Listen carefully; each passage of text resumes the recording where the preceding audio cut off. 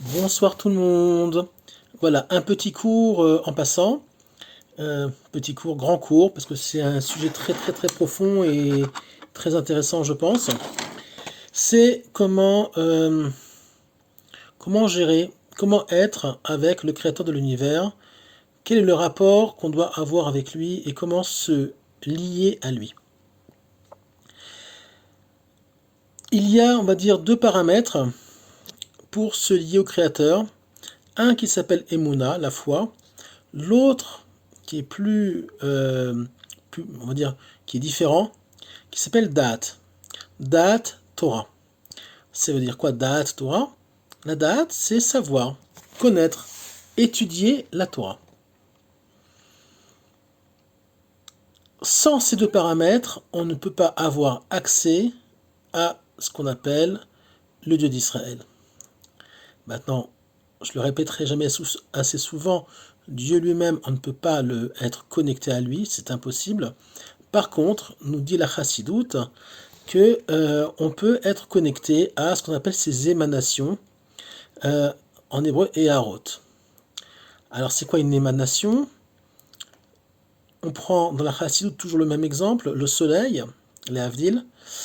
Le soleil lui-même, disons que c'est Dieu, et ses rayons sont ce qu'il projette, à savoir de la chaleur, de la lumière, etc.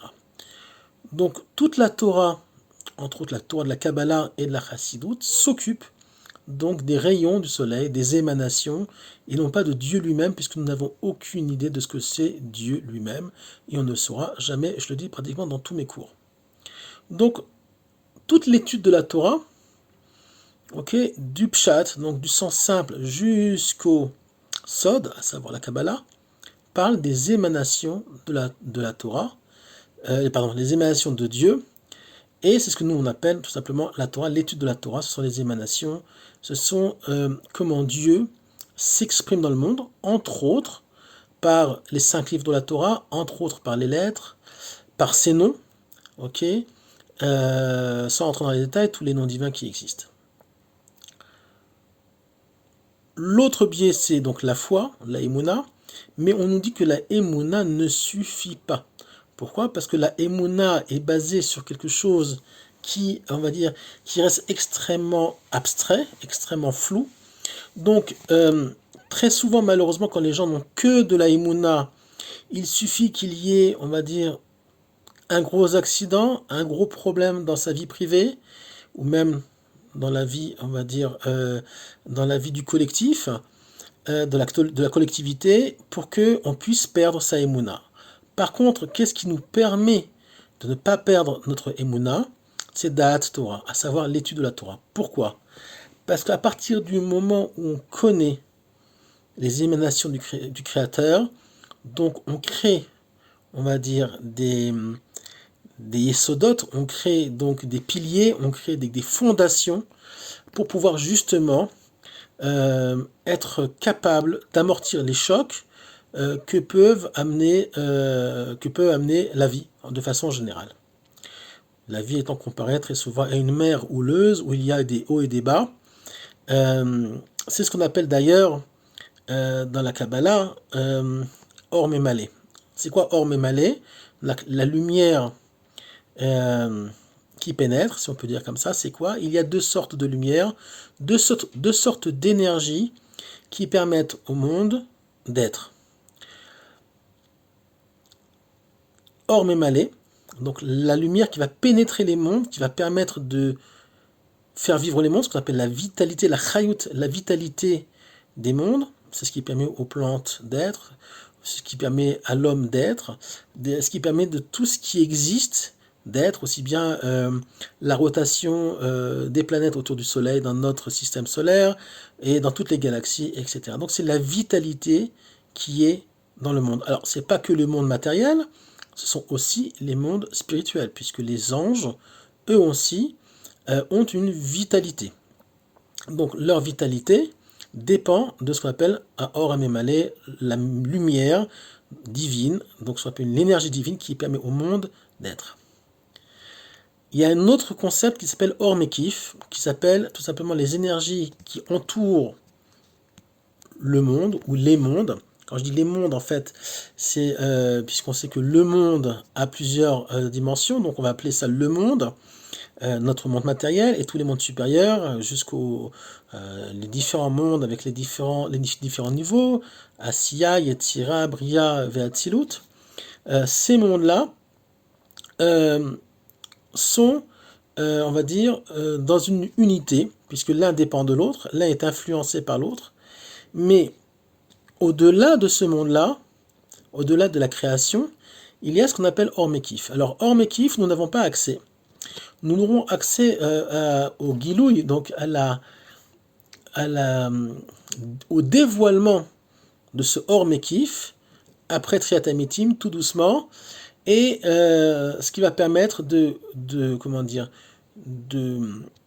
qui va permettre donc au monde, au singulier, au monde si vous voulez, au pluriel comme vous avez envie, chacun va le comprendre différemment, de s'élever et d'amener, pas de s'élever en fait, d'amener le divin dans ce monde-là, puisque ce monde-là, ce qu'on appelle le Olam Haba, le monde futur, s'appelle Malchut de Ein Sof, c'est-à-dire le monde, on va dire, de l'action, mais imprégné d'infini.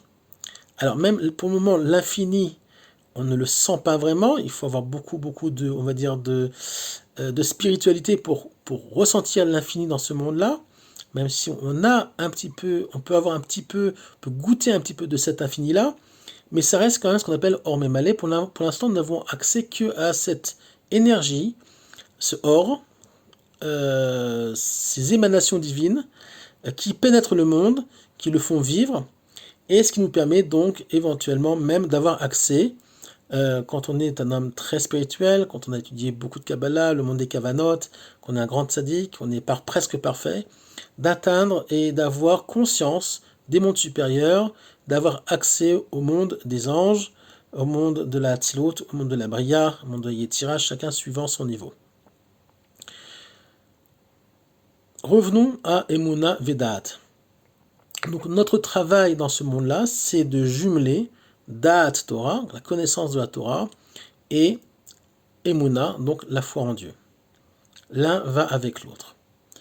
Mais on peut se poser une question pour ceux qui savent un petit peu, connaissent un peu la Torah. Da'at, on le retrouve dans un contexte autre que la connaissance de la Torah. On le retrouve dans un contexte qui est plutôt, on va dire, intime. Puisque Adam et Chava, donc Adam et Ève, quand ils ont eu leur premier acte, on va dire, intime, il y a marqué la date. La date dans la Torah, ça veut dire aussi connaître sa femme ou connaître son mari. C'est-à-dire que ça mêle pas uniquement que, on va dire, la connaissance, mais aussi les émotions, ce qu'on appelle chushim en hébreu, à savoir notre sensibilité, nos sens, de façon générale, puisque un acte intime met aussi en place des sens, on va dire, des sens qui sont au-delà de la connaissance elle-même. Mais la Torah nous dit que on utilise le même mot pour savoir et pour le monde des sens. La date, quand Adam a le premier acte intime avec Chava, il y a marqué la da'at, mais il n'y a pas que ça. Dans toute la Torah, on parle de la da'at. Un homme, où Yada et Ishto, il a eu un rapport avec elle. Alors on nous dit, la da'at est à Torah, la da'at est Hachem. On te demande de connaître Hachem. Eh bien oui. Et c'est ça qui est merveilleux, je trouve, c'est que tout simplement, on nous demande, au-delà de la Emouna, d'avoir une intimité avec le divin par le biais de l'étude de la Torah. L'étude de la Torah est l'expression de l'amour des hommes pour le Créateur et du Créateur pour les hommes, puisque le Créateur a fait descendre au Sinaï il y a 3500 ans officiellement la Torah. Donc il nous a permis d'avoir un cli, d'avoir un ustensile, si on peut dire, un moyen de la date auto, à savoir être dans son intimité, par le biais donc des mitzvot, et évidemment par l'étude de la Torah, puisque Talmud Torah Kenegat Kulam, l'étude de la Torah vaut tout le reste, puisque l'étude de la Torah est extrêmement importante. Et voir la chose la plus importante qu'un homme peut faire dans ce monde-là.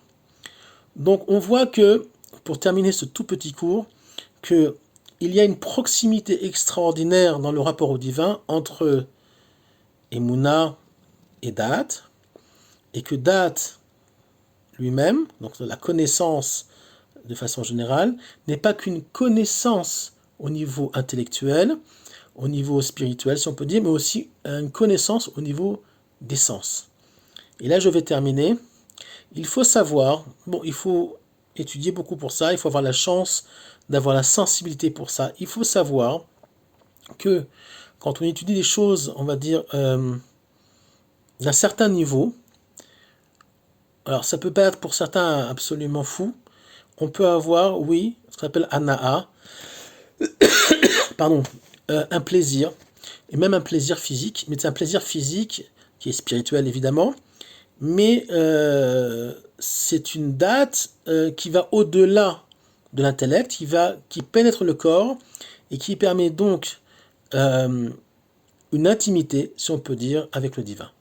Je vous souhaite donc une bonne soirée pour ce tout petit cours, mais qui était plein de joie, de bonnes choses et de Da'at Hashem. Et je souhaite à tout le monde que vous puissiez étudier le maximum et d'arriver à ces niveaux-là très bientôt. Erev Tov.